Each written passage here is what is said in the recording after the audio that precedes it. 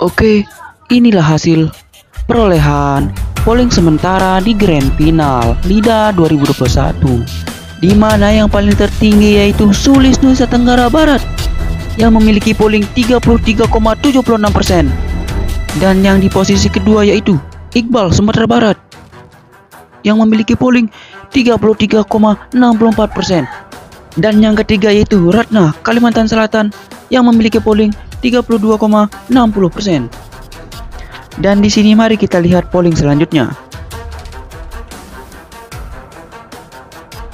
Dan di ronde kedua ini dimenangkan oleh Iqbal Sumatera Barat yang paling tinggi polling votingnya. Yang kedua Sulis Nusa Tenggara Barat yang memiliki polling 32,96%. Yang ketiga Ratna Kalimantan Selatan yang memiliki polling 31,82%.